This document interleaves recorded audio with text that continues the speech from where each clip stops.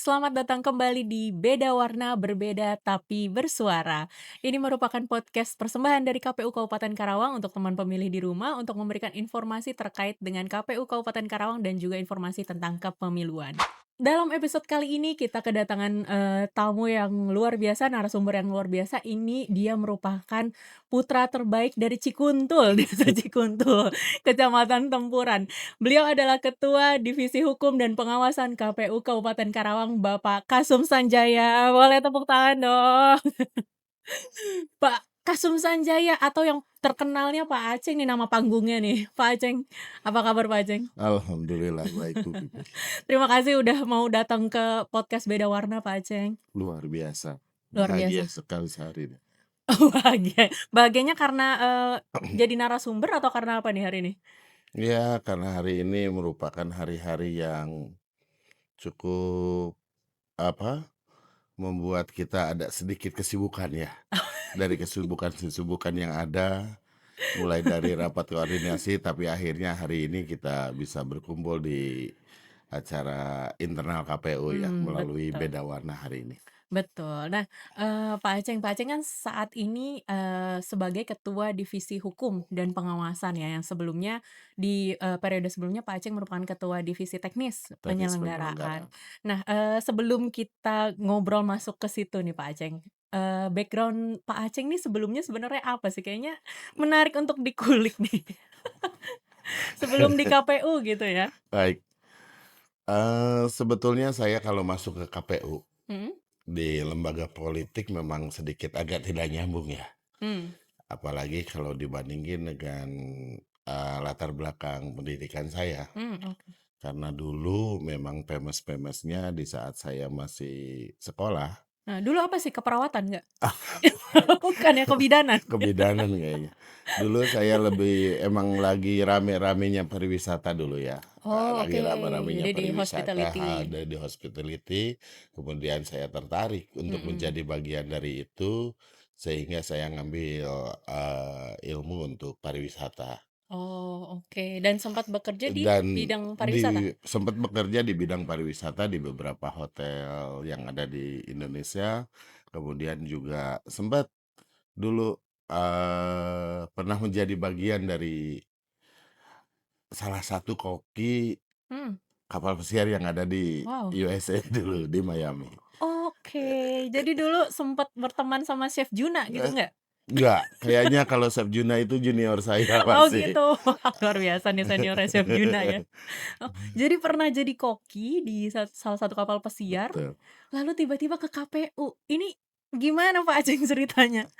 Mungkin tidak jauh berbeda juga ya kalau kita dulu dengan standar resipi untuk menu Mmm, makanan, mhm. hari ini kita mengolah masakan dalam kepemiluan. Oh. Sehingga mungkin ilmu-ilmu itu biar biar terasa lebih enak, biar berasa Nah. lebih sedap, sehingga mungkin ilmu-ilmu yang saya pakai, yang saya gunakan pada penyelenggaraan kepemiluan ini. Oke, dulu Se dulu masak menu, sekarang masak-masak heeh. isu kayaknya, isu-isu politik. Bisa jadi seperti itu Oke, ya. oke. Nah, Pak Aceng di sini kan, sekarang Pak Aceng sebagai, apa, Ketua Divisi Hukum, Hukum dan Pengawasan. Nah, betul tapi kan proses karir Pak Aceng di bidang kepemiluan itu kan panjang ya. betul. Nah, itu gimana tuh, Pak? Selepas dari dulu saya aktif di pariwisata ya, Mhm, kemudian di era reformasi, saya pulang lagi ke kampung mhm. dan menjadi bagian dari aktivis di tingkat RT saat Mmm. itu.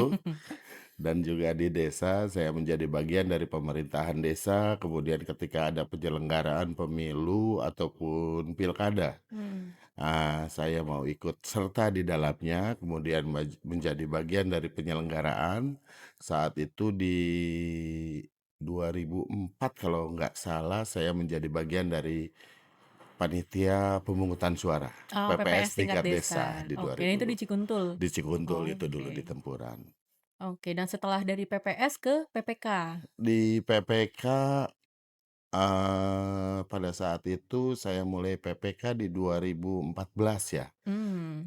hampir 10 tahun juga. Karena kayak perbedaannya antara komisioner di KPU Kabupaten Karawang dengan kita di badan ad hoc, pelaksanaannya itu kerjanya kan, ketika ada penetapan Betul. ketika ada tahapan aja ya. Di 2004 sampai 2014 berarti saya Mhm. di PPS, kemudian 2014 sampai 2018 saya di PPK, Oke, jadi PPK bukan per Tempuran. periode ya, memang pertahapan, Pertahapan pemilu, saat itu ya, pilkada. heeh. Oke, dan kemudian, sejak 2000 berapa Pak di KPU Kabupaten Karawang? Saya di KPU Kabupaten Karawang dilantik ya per Mhm Oktober mhm. 2018, 2018 sampai dengan saat ini, sampai sudah saat ini. berarti sudah periode Periode masuk kedua periode ya, kedua. periode terakhir saya berada di KPU Kabupaten Karawang. Oke, tapi berarti kan, Pak Aceng, berkarirnya dari bawah ya, dari, untuk kepemiluan ini ya? Bukan karir juga, karena merupakan suatu kebutuhan aja sih saat ini. Kebutuhan. Oke, aduh. Nah, Pak, kalau misalkan di divisi hukum sendiri nih, Pak, tugas dan tanggung jawab spesifiknya tuh seperti apa sih, Pak, di divisi hukum dan pengawasan? Divisi Hukum dan Pengawasan KPU Kabupaten Karawang ya, kalau saya lebih mudah mengartikannya seperti ini. Kita memastikan Mhm kepada internal kita di penyelenggara teknis KPU Kabupaten, kemudian teman ad hoc di PPK dan juga PPS, bahkan KPPS yang ada di tiap TPS, semuanya berjalan sesuai dengan peraturan perundang-undangan dengan norma yang ada. Kita hanya bisa memastikan semuanya dengan seperti itu. Jadi semua tahapan kegiatan pada pelaksanaan pemilu dan pilkada itu semuanya berjalan dengan norma yang ada, dengan peraturan perundang-undangan yang ada, mhm. khususnya PKPU yang sudah ditetapkan oleh pimpinan kita di KPU RI.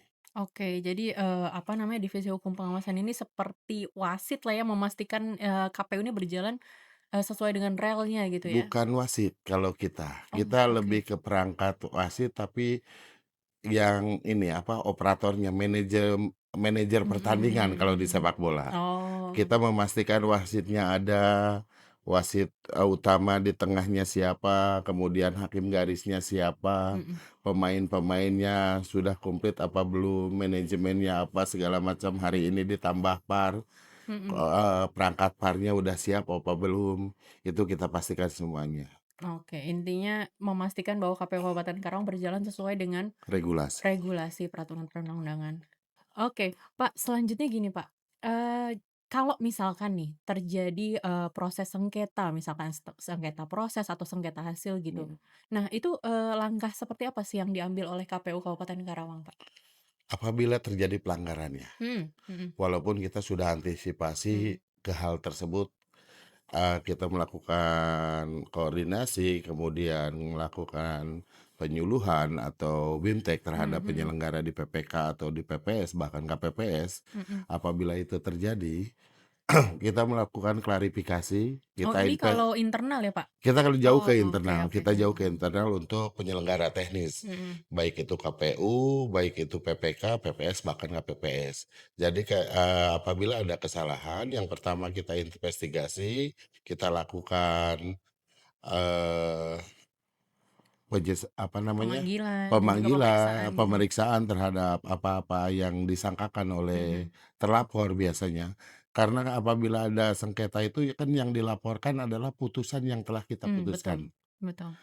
Kita koordinasi juga dengan KPU provinsi, langkah-langkah apa yang harus dilakukan sehingga ketika ada proses sengketa sekalipun semuanya dapat, disampaikan secara lebih adil dan juga apa-apa yang kita lakukan memang kita memastikan semuanya berjalan dengan norma yang ada, sesuai dengan peraturan yang ada itu aja. Karena sebelum sampai terjadi sengketa itu kan sebelumnya juga Bapak pasti, itu tadi ya, Pak, ya, mengawasi supaya Mengawasi dan semuanya juga, berjalan jangan sampai ada yang minus. mensosialisasikan mensosialisasikan terutama terhadap badan ad hoc, Mhm penyelenggara teknis yang ada di tingkatan bawah, memastikan semuanya dapat sesuai dengan peraturan di semua tahapan kegiatan.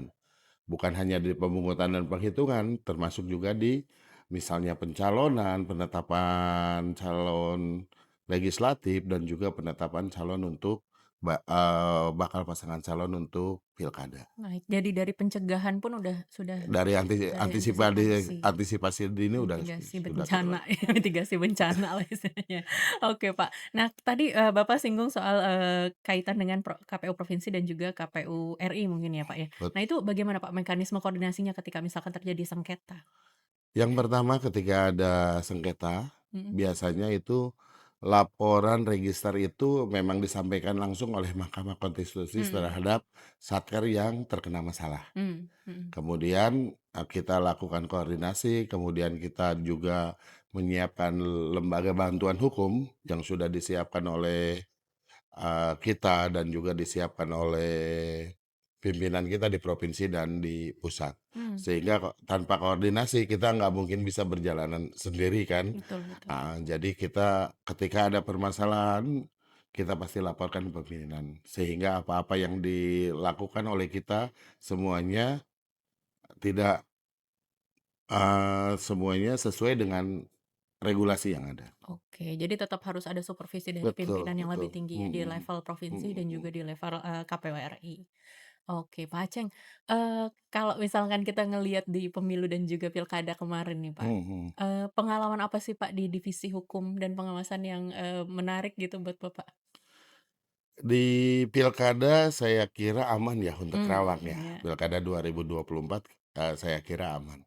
Tetapi ada sedikit permasalahan di pemilu kemarin tuh ya, mmm, ketika ada teman-teman kita di badan ad hoc yang melakukan hal-hal yang iya, tidak berkesesuaian dengan peraturan dan perundang-undangan yang sudah ditetapkan iya, sebagai penyelenggara teknis.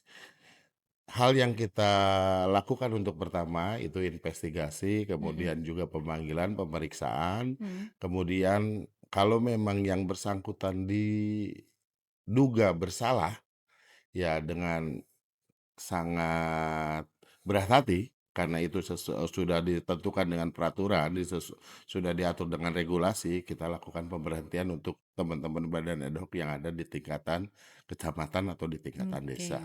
baik. Karena secara integritas dan juga kedisiplinan, dia sudah melanggar sebagai penyelenggara pemilu ya.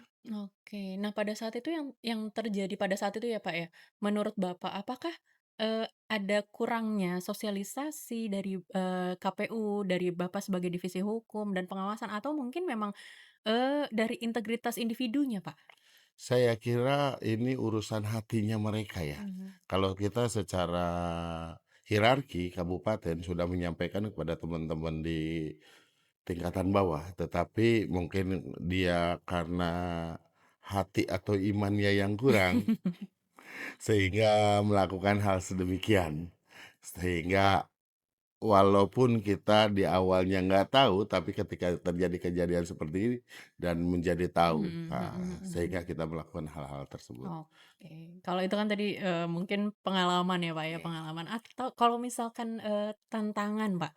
Pasti kan ada lah ya, tantangan atau misalkan hal-hal yang agak sulit gitu dijalankan selama Bapak menjadi ketua divisi hukum dan pengawasan pada saat pemilu dan juga pilkada kemarin?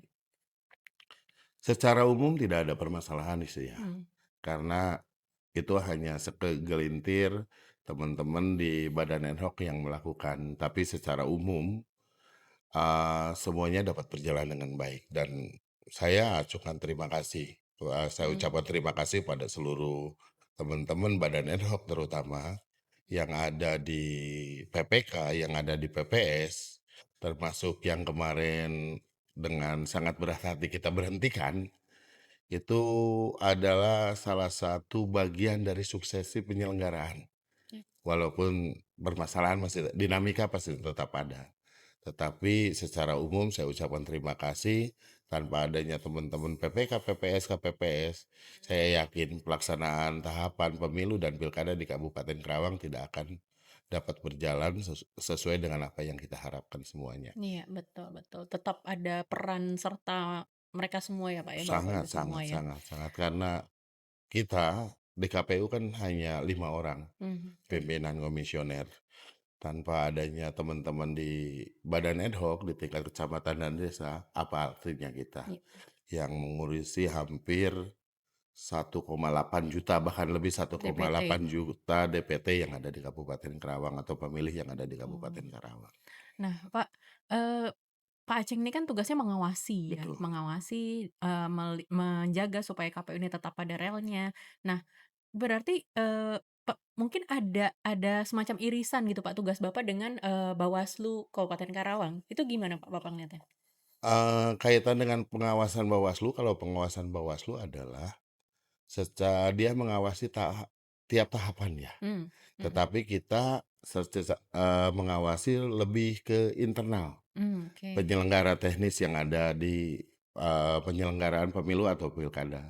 Jadi kita hanya melihat apa-apa yang dilakukan, memastikan apa yang dilakukan oleh kita, KPU Kabupaten Karawang, sesuai dengan tahapannya, kemudian yang dilakukan oleh teman-teman PPK, PPS, mhm, bahkan TPS, semuanya berjalan dengan baik, mhm. gitu aja. Jadi kita lebih ke pengawasan internal sih sebetulnya. Internal ya, oke. Jadi kalau misalkan, apa, pada saat, tahapan pemilu dan pilkada kan kadang kita dapat surat cinta gitu ya, Pak, ya dari Bawaslu. Nah, itu gimana, Pak, tanggapan Bapak tuh? Apakah Bapak merasa, "Ini kenapa sih nih Bawaslu?" Gitu, atau ya itu memang biasa gitu? Kalau saya lebih memaknainya ketika ada surat yang datang dari Bawaslu itu adalah surat tanda kasih sayang Bawaslu terhadap KPU. Kita sebagai penyelenggara pemilu ya, sebagai Mhm, lembaga politik harusnya kan betul, anti kritik atau apa. Tujuan kita dengan Bawaslu, dengan undang-undang yang sama kan, iya betul, dari rahim yang sama, cuma embrionya berbeda, ketika turunannya kita disesuaikan dengan PKPU, sementara Bawaslu itu dengan Bawaslu, Perbawaslu.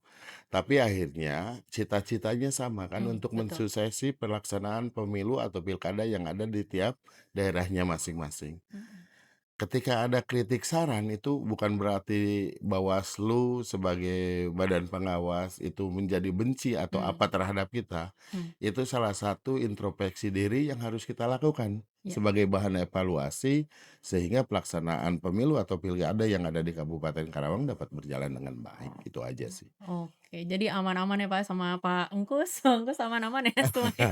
Paling kita ngopi bareng lah Oke, kalau ngopi ada bareng. permasalahan. Nah, karena kan Mmm, tujuannya sama, cita-citanya sama, suksesi, sukses pemilu dan pilkada. penyelenggaraan pemilu pilkada yang ada di Kabupaten Karawang. Oke. Nah, kalau tadi kan lebih ke, apa, konteks tahapan pemilu dan pilkada dan juga eksternal. Kalau misalkan, divisi hukum dan pengawasan ini juga kan terkait dengan pengawasan internal ya, Pak, ya? Mhm. Pengawasan internal. Nah, itu apa aja sih, Pak, yang menjadi fokus pengawasan di internal KPU, Pak?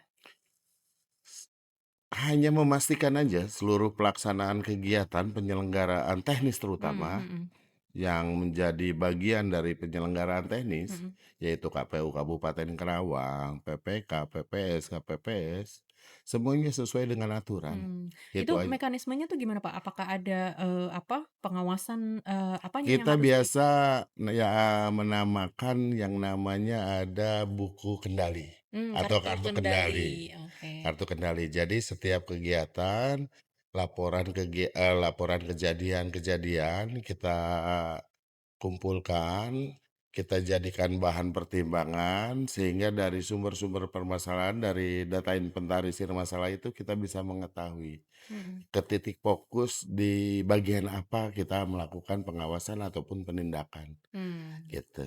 Oke. Nah, pada saat, tahapan kemarin kalau ke badan ad hoc, apa sih, Pak, mekanisme pengawasan yang diterapkan ke badan ad hoc, Pak? Apakah sosialisasi, apa namanya, hukum atau, pembinaan dan Kalau di PPK dan PPS biasanya kita secara hierarki ya, mhm, Ketua Divisi Hukum dan Pengawasan di Badan Ad Hoc, ketika tahapan itu dipegang oleh Ketua PPK atau Ketua PPS di tiap kelurahan desa dan juga di tiap kecamatan. mmm, Jadi ketika teman-teman anggota yang lain melakukan tahapan, baik itu teknis, logistik, ataupun pemutahiran data, maka ketua ini dia lebih, bisa membahas atau membaca regulasi sehingga apa-apa yang dilakukan oleh anggotanya di tiap tingkatan itu bisa berjalan dengan baik.